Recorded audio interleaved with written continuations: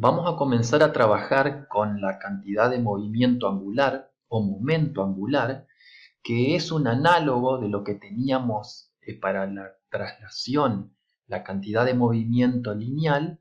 Para las rotaciones vamos a tener la cantidad de movimiento angular o el momento angular, como se llama, ¿no?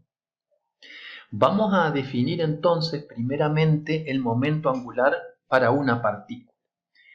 Tenemos entonces acá una partícula de masa m que se está moviendo en el plano xy, tiene en un momento una cantidad de movimiento p igual a masa por la velocidad, y trazamos un sistema de referencia, y respecto de este punto O, en un cierto instante la partícula está con una posición dada por el vector r respecto de O. Entonces definimos la cantidad de momento angular de la partícula de masa m y cantidad de movimiento p con respecto al punto O. La definimos como L minúscula respecto del punto O es un vector que está dado por el producto vectorial de R por P. O sea que la cantidad de movimiento angular para una partícula depende del punto respecto del cual una la calcule, ¿sí? Es un vector y está dado por el producto vectorial de R por P, donde R es el vector que ubica la posición donde está la partícula respecto del punto O, y P es la cantidad de movimiento que tiene la partícula en ese momento. O sea que así tenemos definida entonces la cantidad de movimiento angular para la partícula respecto del punto O, y el módulo es un producto vectorial, ¿no? El módulo de ese producto vectorial está dado por el módulo de R, por el módulo de P, por el seno de tita, el seno del ángulo que forman R y P. Acá tenemos P, acá viene R, ahí tengo tita, el ángulo que forman R y P.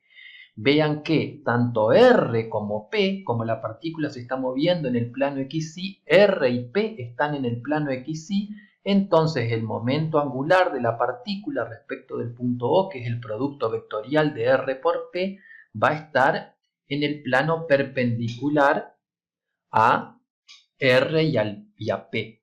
Va a estar en el eje perpendicular a R y a P. Entonces, si R y P están en el plano xy, L va a estar en el eje Z, y su sentido va a estar dado por la regla de la mano derecha o del tirabuzón. En este caso, acá tengo R, hago girar R hacia P, el producto vectorial apunta para arriba en el eje Z, como está dibujado acá. Vean que así definida la cantidad de movimiento angular, si calculamos la derivada de L respecto del tiempo, tenemos que derivar respecto del tiempo este producto vectorial, que es como está definido R, y por la regla de la derivada de un producto tengo la derivada del primero por el segundo sin derivar, más el primero sin derivar por la derivada del segundo. Vean que acá la derivada de R respecto de t es la derivada de la posición respecto del tiempo, que precisamente es la velocidad de la partícula. Y la velocidad es paralela a P, porque P es masa por velocidad. Entonces, este producto vectorial vale 0 porque este vector, que es la velocidad, y P son paralelos. Entonces solo me queda esta contribución, ¿sí? Y esta contribución, la derivada de P respecto de T, es precisamente la fuerza que está actuando sobre la partícula de masa m. Y R por la fuerza F, R por F, es precisamente el momento que sufre la partícula de masa m respecto del punto O. ¿Sí? Acá tengo una fuerza posiblemente actuando, ¿sí? Y vean que R es el vector posición de donde está la partícula, donde estaría actuando una fuerza respecto del punto O. R por F es como nosotros habíamos definido el momento respecto del punto O. Entonces, muy importante, así definido, el momento angular de una partícula respecto del punto O, vemos que la derivada del momento angular respecto del tiempo es el momento que está actuando sobre la partícula, ¿sí? Vean que el momento angular se calcula respecto de un punto O y el momento de la fuerza también, y este punto O tiene que ser igual a este. Vamos a definir entonces ahora el momento angular, pero para un sistema de partículas.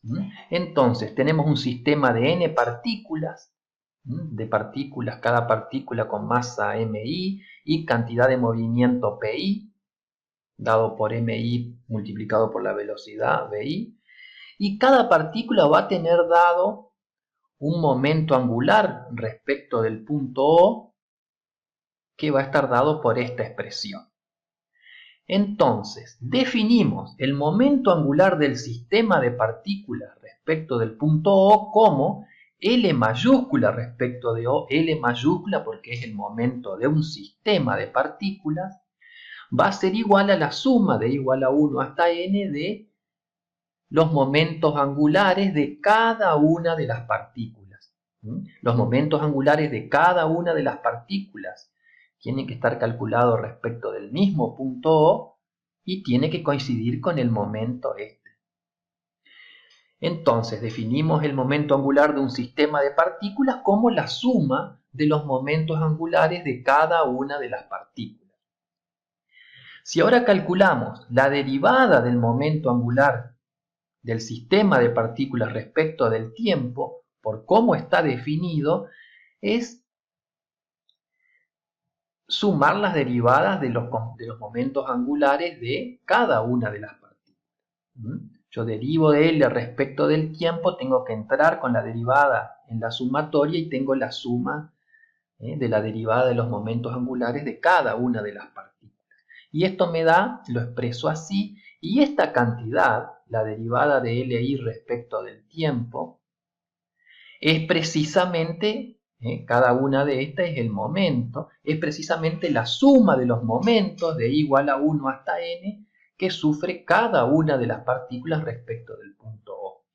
Y de nuevo, podemos separar para cada una de las partículas de masa mi, podemos separar que sufre una contribución de los momentos que hacen externos al sistema y otra contribución de los momentos que le hace cada una de las otras partículas del sistema, que lo anotamos como el momento que sufre la partícula I debido a la partícula J. Entonces acá tengo la suma de los momentos externos más la suma de los momentos que se hacen las partículas internas, las partículas del sistema. Por eso sumamos para I distinto de J. ¿Sí? Vamos a analizar este término, si es que se hace cero y por qué se hace cero el producido por los momentos de las fuerzas internas. Y entonces tenemos, por ejemplo, acá, para dos partículas MI y MJ, el momento respecto del punto O, acá tenemos. Este sería RI, el brazo de palanca para la partícula MI, y este sería RJ, el brazo de palanca para la partícula MJ. ¿Sí? Y vamos a suponer que están actuando fuerzas por el principio de acción y reacción en la forma fuerte. O sea que la fuerza que sufre I debido a J es menos la fuerza que sufre J debido a I, y además, forma fuerte del principio de acción y reacción, esas fuerzas están en la misma recta que unen a las partículas MI y MJ. Entonces, calculamos la suma del momento respecto de O que sufre la masa I debido a J, ¿sí?, más la suma del momento respecto del punto O que sufre la masa J debido a I. Entonces, por definición de momentos, este momento lo escribo como RI producto vectorial FIJ, y a este momento lo escribo como RJ producto vectorial FJI. ¿Sí? Vemos que como FIJ es menos FJI, a esta cantidad, a esta expresión, se la puedo escribir como RI menos RJ por FIJ. ¿sí? Y vean que RI menos RJ, el vector RI menos el vector RJ es precisamente este vector, ¿sí? ¿Sí? Si RI menos RJ es delta R, RI más delta R es precisamente RJ. Entonces vean que este vector RI menos RJ está en esta dirección. O sea que el vector RI menos RJ es paralelo a F y J. Por lo tanto, este producto vectorial vale 0. ¿Sí? Entonces, siempre y cuando el principio de acción y reacción de las fuerzas que se realizan las partículas internas, las partículas del sistema, siempre y cuando esas fuerzas internas verifiquen la forma fuerte del principio de acción y reacción, o sea que las fuerzas estén en la misma línea recta que unen a las dos partículas, los momentos internos se van a anular. Cuando los sumemos todos, se van a anular. Entonces, acá van a quedar contribuyendo solamente la suma de los momentos externos actuando sobre el sistema. De manera que la derivada de la cantidad de movimiento angular del sistema de partículas respecto del tiempo la podemos escribir como la sumatoria de momentos externos respecto del punto O. Entonces tenemos esta expresión que nos marca cómo cambia L en el tiempo. Esto es la ley de cambio de la cantidad de movimiento angular, ¿sí? Y vean que si la sumatoria de momentos externos al sistema es 0, entonces la derivada de L respecto del tiempo es 0 y por lo tanto la cantidad de movimiento angular del sistema es constante. Y esto se llama la ley de conservación de la cantidad de movimiento angular del sistema. Entonces acá tenemos la ley de cambio de L que nos marca cómo cambia L debido al tiempo, respecto del tiempo, y va a cambiar debido a la existencia de momentos externos, y acá nos marca que en ausencia de momentos externos la cantidad de movimiento angular se conserva. Esta expresión es válida siempre y cuando las componentes del sistema verifiquen el principio de acción y reacción en la forma fuerte. Si el principio de acción y reacción está en la forma débil, o sea, si las fuerzas pares de acción y reacción son iguales y opuestas, pero no están en la línea que une las partículas, por ejemplo, apunta para acá y apunta para acá, esto no se va a anular y esto no va a ser así como nosotros lo estamos relatando. O sea que esta ley de cambio y este principio de conservación, como nosotros lo tenemos relatado acá, como lo hemos trabajado, se cumple solo para sistemas que verifican el principio de acción y reacción en la forma fuerte, que son los sistemas con los que vamos a trabajar nosotros. Los sistemas de partículas que verifican el principio de acción y reacción, pero en la forma débil, son sistemas más complicados, que generalmente son sistemas magnéticos, complejos.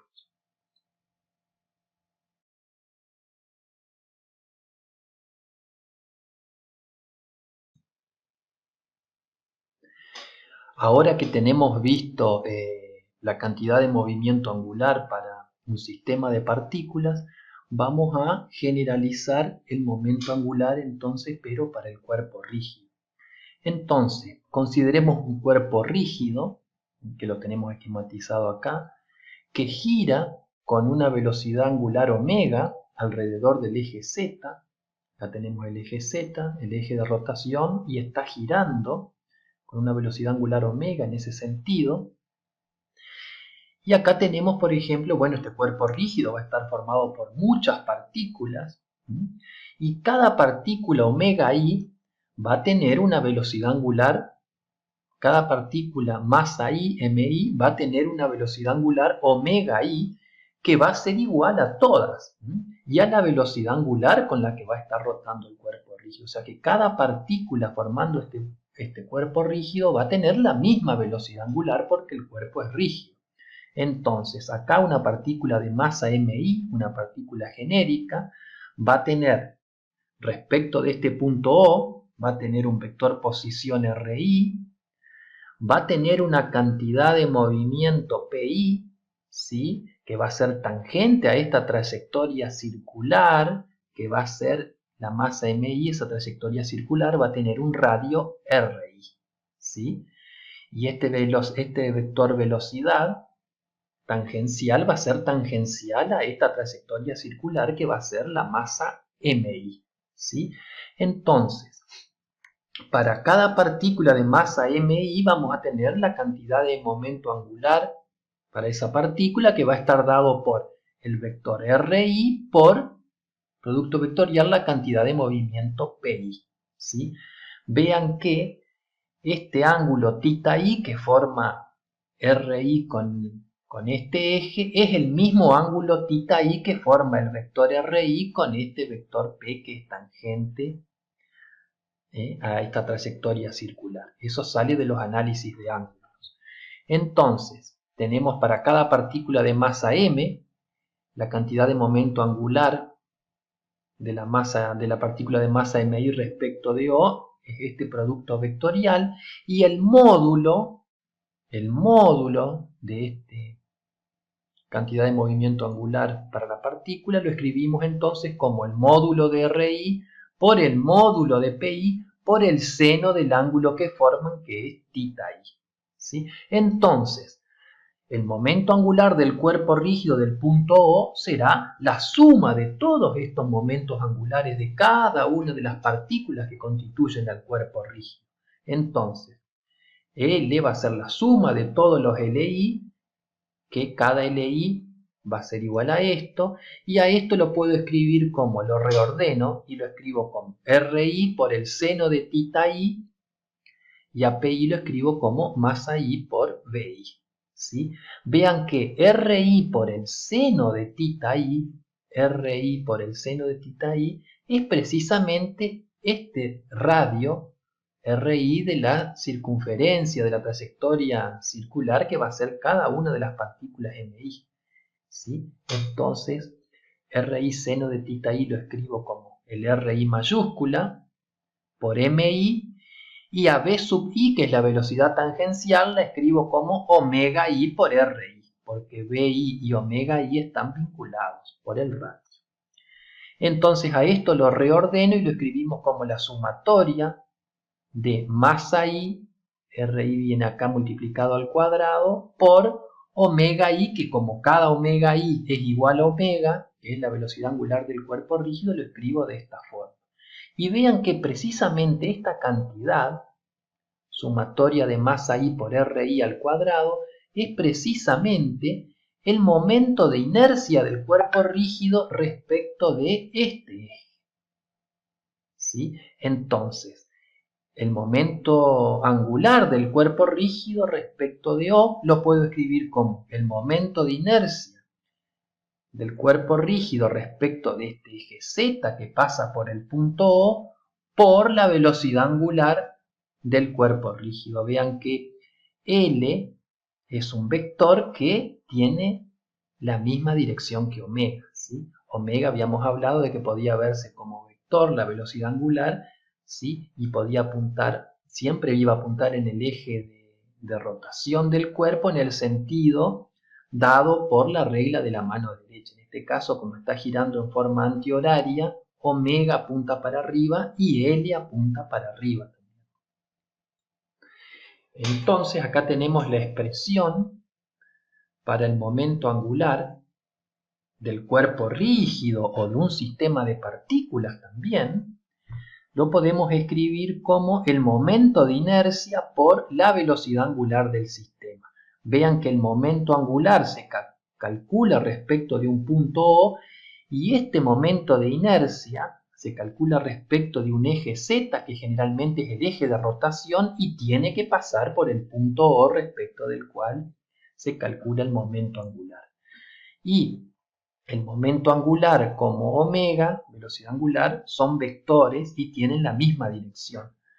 Luego la ley de cambio tenemos la ley de cambio acá, de cómo cambia el momento angular respecto del tiempo, igual a la sumatoria de momentos externos, y si la suma de momentos externos es 0, entonces L es constante, o sea que esta cantidad se tiene que mantener constante.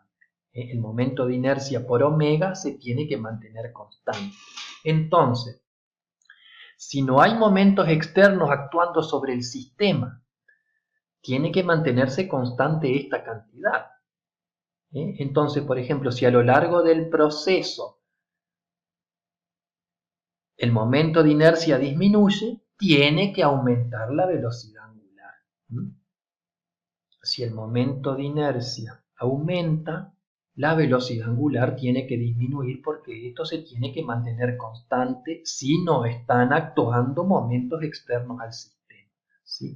O sea que esto es muy importante en los fenómenos que aparecen en la naturaleza, que tienen rotación, y a continuación vamos a ver algunos ejemplos prototipos.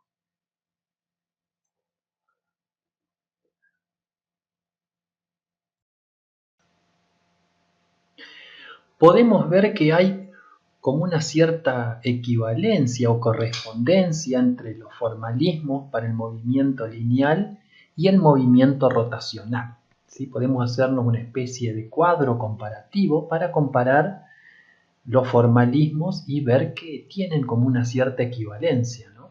Acá tenemos para el estudio cinemático, posición, velocidad y aceleración para el movimiento lineal, y para el movimiento angular o movimiento rotacional tenemos posición, velocidad y aceleración angular, las ecuaciones de movimiento con aceleración constante, ¿sí?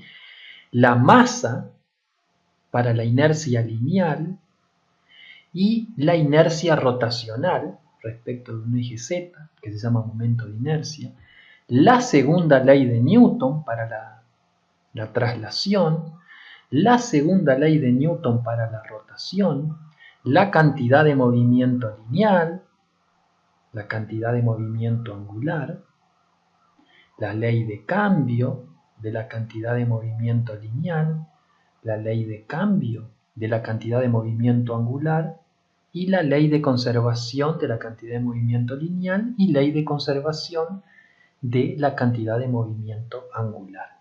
¿Sí? Entonces, con esta tabla nosotros vemos como que hay una cierta correspondencia entre los formalismos, ¿no? Esta correspondencia la vamos a ver también cuando veamos en el próximo tema que vamos a atacar, que es el tema de la energía mecánica. Va a haber asociada una energía en el movimiento rotacional y asociada una energía en el movimiento traslacional, y van a tener una cierta equivalencia también. Eso va a ser parte de la próxima clase, el tema de la energía mecánica.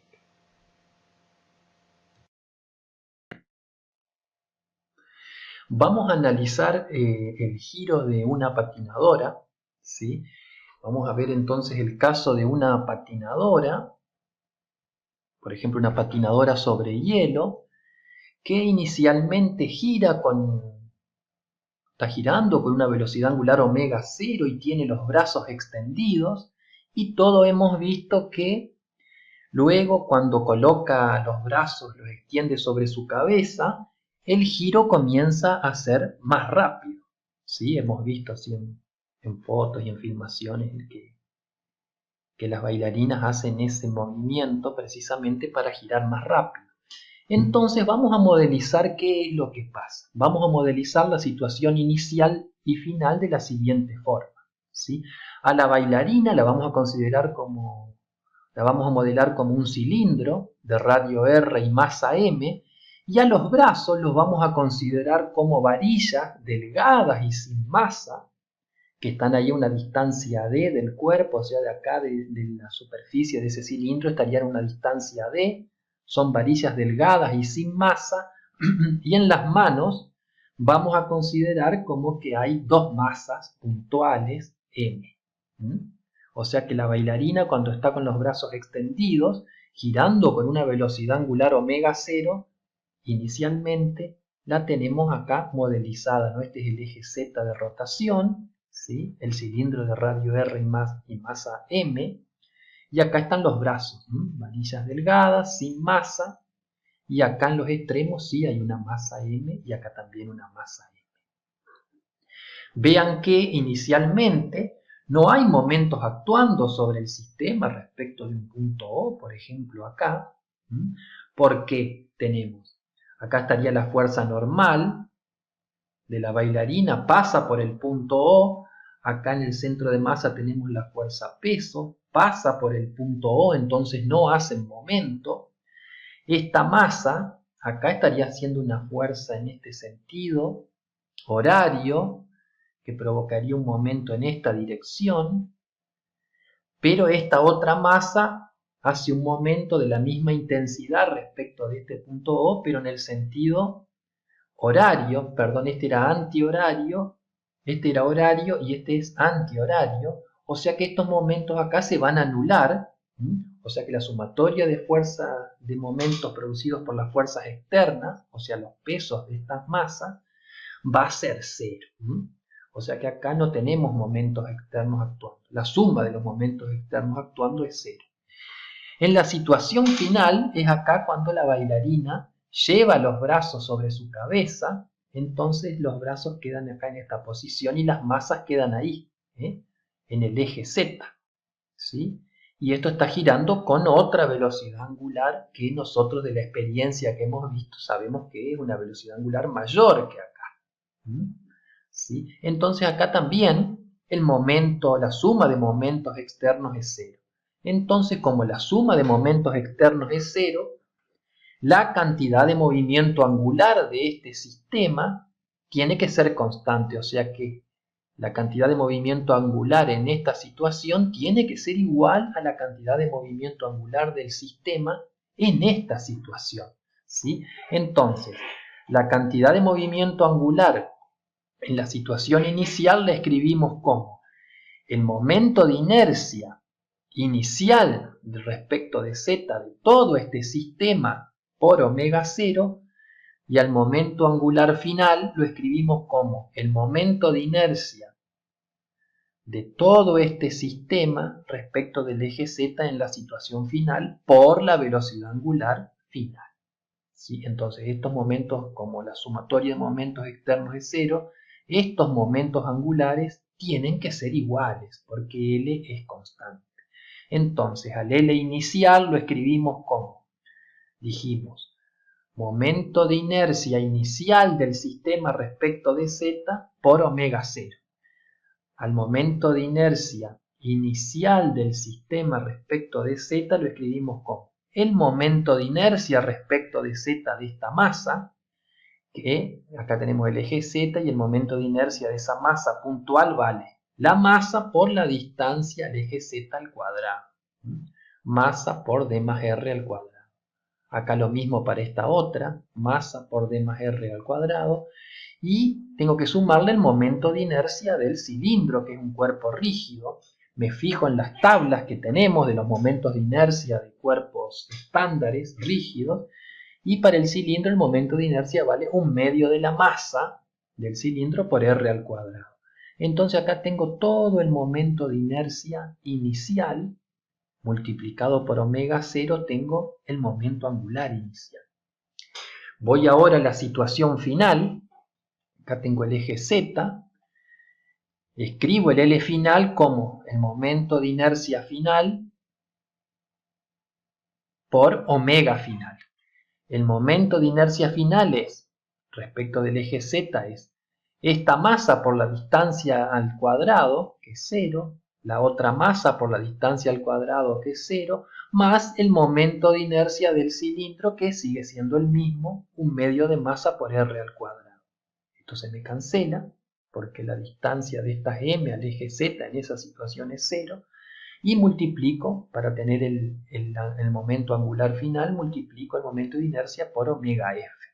Entonces, como la sumatoria de momentos externos es 0, L es constante, el L inicial tiene que ser igual al L final, y de ahí despejo la velocidad angular final del sistema en función de omega 0, y vemos que es toda esta cantidad por omega 0. toda esta cantidad es mayor que 1, entonces el omega final va a ser un factor mayor que 1 multiplicado por omega 0, o sea que va a ser mayor, ¿sí? Y mayor va a ser cuando esta distancia D de los brazos, por ejemplo, sea mayor. Entonces eso tenemos explicado entonces qué es lo que sucede con la bailarina que está girando inicialmente con los brazos extendidos y al encoger los brazos, los pueden encoger acá o los pueden encoger acá en el centro, al encoger los brazos, disminuye el momento de inercia, entonces tiene que aumentar la velocidad angular final. O sea que acá, como esto es igual a esto, en la situación final el momento de inercia de la bailarina disminuye. Entonces, como se tiene que conservar la cantidad de movimiento angular, omega final tiene que aumentar. Este es un ejemplo prototipo, ¿sí?, de la conservación de la cantidad de movimiento angular que nos muestra cómo, acá tenemos un sistema, y si sobre ese sistema se conserva la cantidad de movimiento angular, si acá se disminuye el momento de inercia, omega tiene que aumentar porque se tiene que conservar la cantidad de movimiento angular. O sea que este es un caso prototipo que es fundamental tenerlo en cuenta para resolver problemas. Vamos a ver otro caso prototipo de la conservación del momento angular. En el caso de la colisión entre dos discos que están girando alrededor del mismo eje, ¿sí? Tenemos acá un disco de radio R1 y masa M1 que está girando con velocidad angular omega 1 en el sentido horario.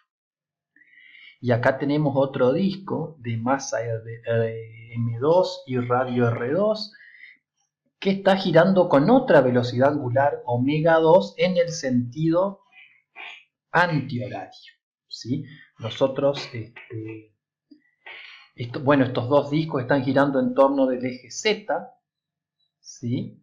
Están girando en torno del eje de rotación Z, y en un momento este disco cae desde una distancia pequeña, desde una distancia despreciable, cae arriba de este otro disco, y debido a la fricción entre ambas superficies, los dos terminan girando con una velocidad angular común, que es lo que nosotros queremos calcular, ¿sí? No es lo mismo una rotación en el sentido horario que una rotación en el sentido antihorario, ¿sí? De manera que nosotros tenemos que definir un sistema de referencia para las rotaciones. Como nosotros definimos un sistema de referencia para los momentos, también hay que definir para las rotaciones. Eso es arbitrario y, por ejemplo, acá se nos ocurre poner rotaciones en sentido horario positivo y rotaciones en sentido antihorario negativo, ¿sí? De estos datos, de las revoluciones por minuto que hace el disco 1 y de las revoluciones por minuto que hace el disco 2, calculamos omega 1 y omega 2, ¿sí? Omega 1, en realidad omega es el cambio de ángulo en el cambio de tiempo, entonces omega 1 hace 100 revoluciones por minuto, o sea que en un minuto, en 60 segundos, hace un ángulo de 100 por 2pi. 2pi es una revolución, él hace 100 veces una revolución, que es 2pi. Hago ese cálculo, entonces ahí tengo omega 1 y omega del disco 2 y le pongo los signos acorde al sistema de referencia que nosotros estamos trabajando, ¿sí? Sobre este sistema no actúan momentos externos porque los discos son homogéneos, o sea, tienen una densidad constante, o sea que la fuerza peso en ambos está aplicada en el centro de masa que pasa por ese punto, que pasa por el eje, entonces no van a producir momentos externos. Y la fuerza y los momentos internos que se van a producir van a verificar el principio de acción y reacción en la forma fuerte, ¿sí? Y debido a esa fricción, luego los dos van a terminar girando con una velocidad angular común.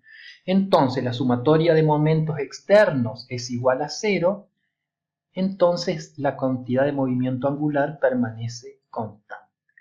Entonces, escribimos la cantidad de movimiento inicial, la cantidad de movimiento angular inicial, como el momento angular inicial del disco 1 más el momento angular inicial del disco 2. ¿Sí? Este sería el momento de inercia del disco 1, que puede considerarse como un cilindro, por omega 1 más el momento de inercia del disco 2 por omega 2. Reemplazamos los datos, pero omega 1 es positivo y omega 2 es negativo. De manera que este signo del momento angular del disco 2 va a ser negativo. Cuando haga todo este producto, este negativo va a pasar acá. O sea que el disco 1 va a tener omega 1 positivo y por consecuencia momento angular positivo, y el disco 2 va a tener omega 2 negativo y en consecuencia momento angular negativo. Entonces hago la cuenta y tengo la cantidad de movimiento angular del sistema y me da menos 0,29 kilogramos metros cuadrados por segundo. O sea que el momento angular resultante del sistema es en el sentido de rotación antihorario, negativo. Ahora, en esta situación calculo el momento angular final. ¿Sí? El momento angular final, los dos van a tener la misma velocidad angular, o sea que la velocidad angular final va a ser común. Entonces calculo el momento de inercia del sistema por la velocidad angular final común. ¿Sí? El momento de inercia del sistema es la suma del momento de inercia del disco 1 más el momento de inercia del disco 2 por omega f, y de ahí tengo este valor. Como sumatoria de momentos externos es 0, L es constante, estos momentos angulares finales e iniciales tienen que ser iguales y de ahí obtengo la velocidad angular final común que van a tener ambos discos y me da menos 1,35 radianes sobre segundo. Me da negativo, eso va a querer decir que los dos discos finalmente van a girar en el sentido antihorario, porque negativo corresponde a antihorario. Vean que inicialmente los dos discos tenían unas velocidades en módulo tenían unas velocidades de 10 y 8, y finalmente los dos se mueven con una velocidad angular en conjunto de módulo de 1,35. ¿Sí? Se disminuyó bastante porque estaban girando en sentido contrario. Vean que si omega 2 y el disco 2 estaba girando también en el sentido horario, omega 2 iba a ser positivo, acá se iba a sumar, iba a ser positivo y acá me iba a dar una cantidad mayor, ¿sí? Por lo que el omega final iba a ser mayor que este, porque iba a tener menos fricción si los dos giraban en el mismo sentido. Bien, este también es un caso prototipo de la conservación del momento angular, en este caso en una colisión de dos discos que están girando, y donde acá se pone de manifiesto que el momento angular tiene un signo dado por la rotación. O sea que hay que tener un sistema de referencia para la rotación, y el momento angular, como es un vector, en este caso el momento angular está todo en el eje Z, va a tener un signo correspondiente que es de suma importancia, hay que respetarlo. Porque no es lo mismo, acabamos de decir, ¿no? que los dos discos estén girando en la misma dirección, el momento angular acá va a ser mayor, porque acá va a ser positivo y se va a sumar, a que los dos discos estén girando en sentidos opuestos. En ese caso, el momento angular va a ser menor, porque uno va a tener un signo y el otro va a tener otro. Esa es una cuestión muy importante para tener en cuenta, y por lo tanto siempre hay que definir un sentido de referencia para la rotación. El caso del sistema de referencia es fundamental definirlo, tanto espacialmente como para las rotaciones o los momentos. Otro fenómeno interesante para analizar por medio de la conservación del momento angular es el caso del gato que siempre cae parado, ¿sí? Por ejemplo, acá consideramos un gato que nosotros lo estamos sosteniendo, ¿no? Acá imaginemos que lo estamos sosteniendo, el gato está así, diríamos, pata para arriba, está quieto, en reposo, un gato manso. Nosotros lo sostenemos con la mano y tiene, por lo tanto, una velocidad angular inicial 0 y un momento angular inicial 0. Está quietito y nosotros lo sostenemos con la mano. Imaginemos una distancia de 1 metro del suelo y nosotros de alguna forma retiramos rápidamente la mano y el gato cae. Y cae parado, ¿sí? Entonces, para que caiga parado, el gato tiene que haber hecho un giro, o sea que tiene que haber adquirido una velocidad angular distinta de 0 para que gire como un cuerpo rígido, diríamos, ¿no? Pero si adquiere una velocidad angular, va a adquirir también un momento angular, ¿sí? Pero como sobre el gato no hay actuando, los momentos externos que están actuando son 0, porque acá el momento actuando va a estar, la fuerza actuando va a estar en el centro de masas y no va a producir momento. Entonces, ¿qué es lo que pasa? No nos olvidemos de que el gato es un cuerpo rígido más complejo, diríamos, ¿no? Podemos considerarlo de que está formado por esta parte del cuerpo y por la cola. Entonces, el L final del gato también tiene que ser igual a 0 porque se conserva la cantidad de movimiento angular, ¿sí? Pero como el gato está compuesto por el cuerpo y por la cola, el L final va a ser el L del cuerpo más el momento angular de la cola. Y esa suma tiene que ser igual a 0. Por lo tanto, el L del cuerpo tiene que ser igual a menos el momento angular de la cola, ¿sí? El L del cuerpo es el momento de inercia del cuerpo más la velocidad angular del cuerpo, y el momento angular de la cola es el momento de inercia de la cola más la velocidad angular de la cola. Entonces, el cuerpo gira para un lado y la cola gira para el otro.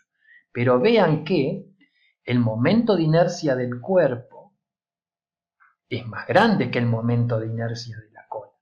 De manera que para que esto se mantenga igual, la cola, el omega de la cola, tiene que ser mayor que el omega del cuerpo. De manera que la cola tiene que rotar a una velocidad mucho mayor de lo que lo hace el cuerpo y tienen que rotar en sentido contrario de forma tal de que la suma del momento angular sea 0. Entonces ese es el truco de que el gato siempre caiga parado. Lo que él hace es que el cuerpo lo mueve, lo rota en una dirección y la cola la rota en la dirección contraria. Y mucho más rápido tiene que rotarla porque la cola tiene un momento de inercia menor que el del cuerpo y se tiene que cumplir esta igualdad para conservar la cantidad de movimiento angular.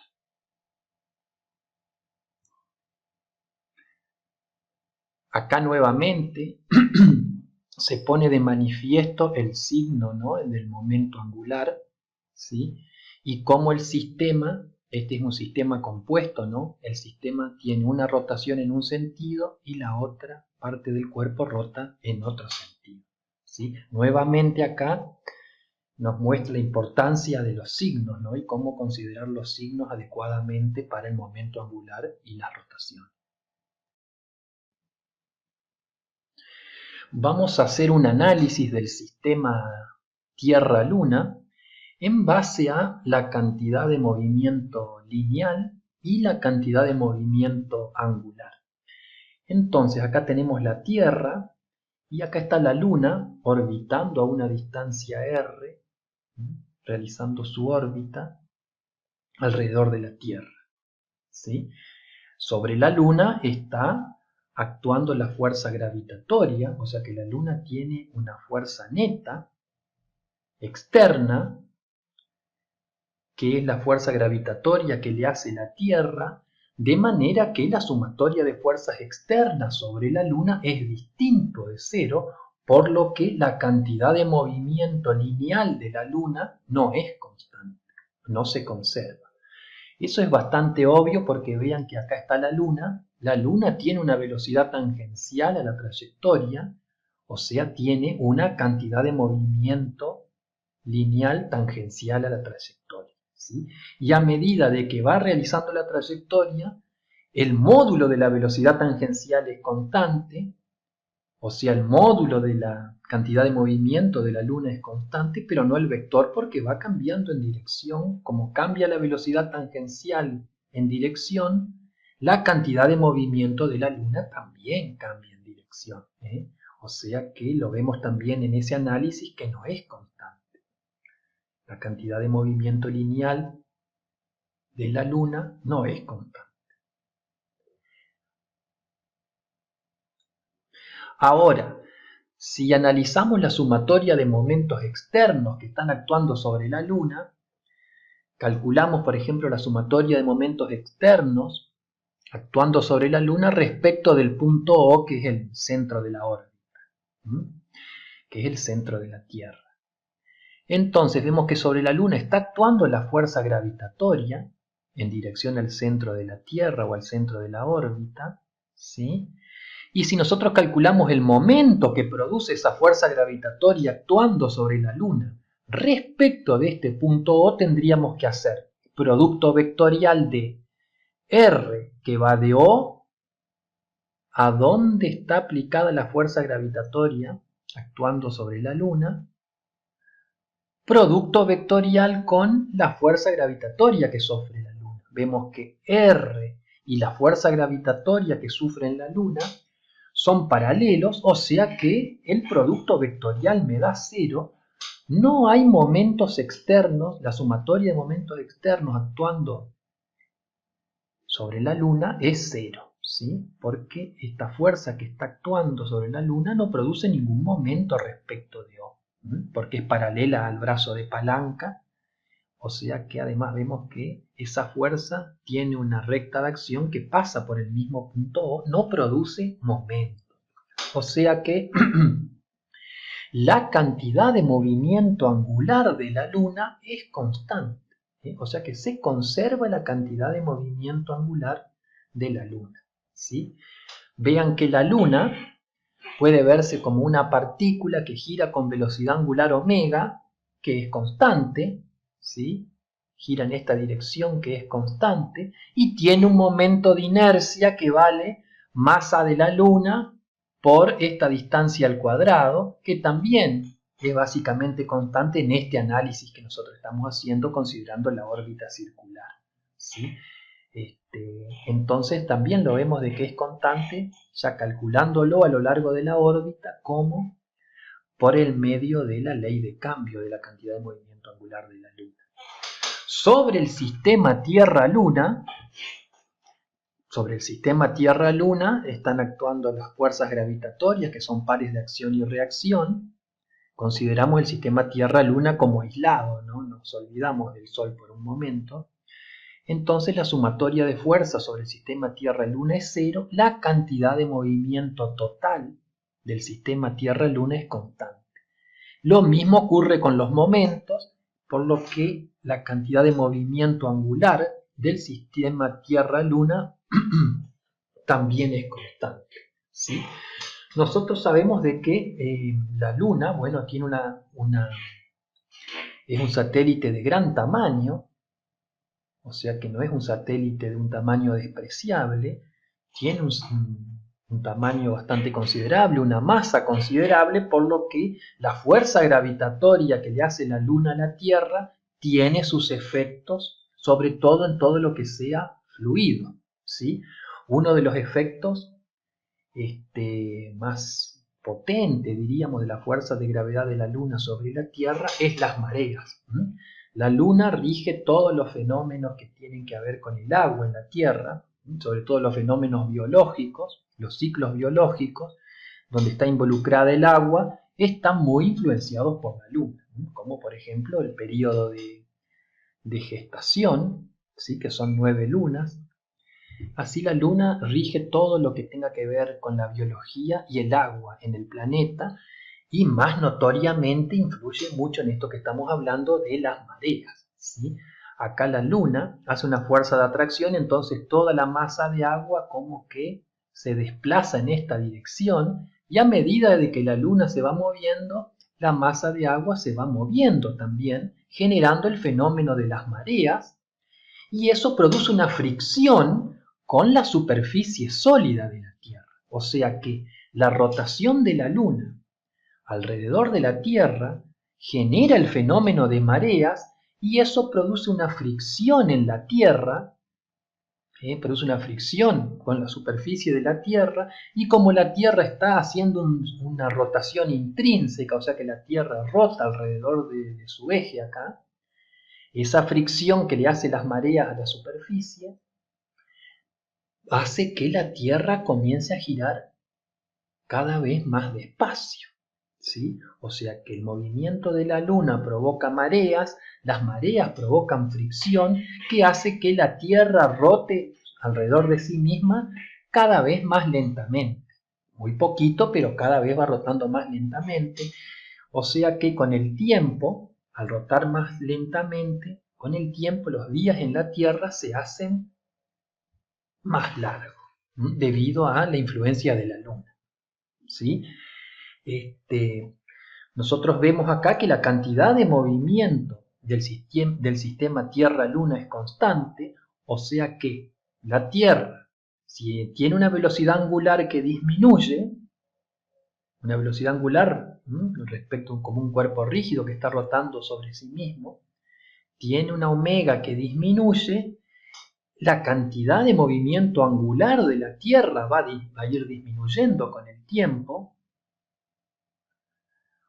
por lo que la cantidad de movimiento angular de la Luna tiene que ir aumentando consecuentemente y coordinadamente con esa disminución de la cantidad de movimiento angular de la Tierra que disminuye, porque el L total es constante. El L del sistema Tierra-Luna es constante y es el L de la Tierra más el L de la Luna, ¿sí? Como omega de la Tierra disminuye debido a la fricción de las mareas, L de la Tierra también disminuye, por lo tanto, la cantidad de movimiento angular de la Luna tiene que aumentar, ¿sí? Y para que aumente lo que pasa, lo que sucede es que la velocidad de la Tierra aumenta, y así aumenta la cantidad de movimiento lineal de la Luna, entonces ahí va a aumentar la velocidad angular, diríamos, ¿no? Y eso hace que la Luna se vaya escapando cada vez más de la órbita, ¿no? O sea que a medida que pasa el tiempo la Luna se va alejando de la órbita porque aumenta lentamente su velocidad tangencial.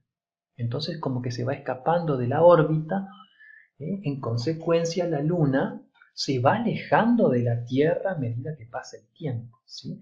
La Luna se aleja 3,78 centímetros por año de la Tierra, ¿sí? En los comienzos de que, cuando se formó la Luna y comenzó a orbitar alrededor de la Tierra, estaba a una distancia mucho, mucho menor, ¿sí? Y a medida que pasa el tiempo se va alejando, ¿sí? Eso es por el sistema combinado, ¿no? Tierra-Luna, ¿sí? Se conserva la cantidad de movimiento angular del sistema combinado Tierra-Luna. Por efecto de las mareas, el L de la Tierra disminuye, entonces el L de la Luna tiene que aumentar para que se mantenga constante. Y la forma de aumentar es aumentar la velocidad. Aumentar la velocidad tangencial, o sea, ir aumentando omega, y eso hace que se vaya alejando de la órbita.